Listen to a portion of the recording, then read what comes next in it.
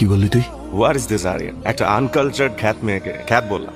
তুই যদি গেস্ট না হইতি তাইলে তোর হাত পা পাইতা তোরে ভাই করে দিতাম।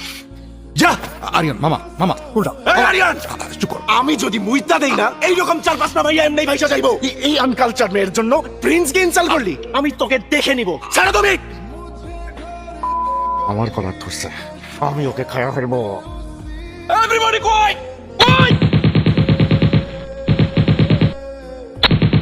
কি বলছিলি তুই? তুই মুর্তা দিলে আমার মেয়ে ভাইসা যায়? আজকে তোরে ভাষায় দিব।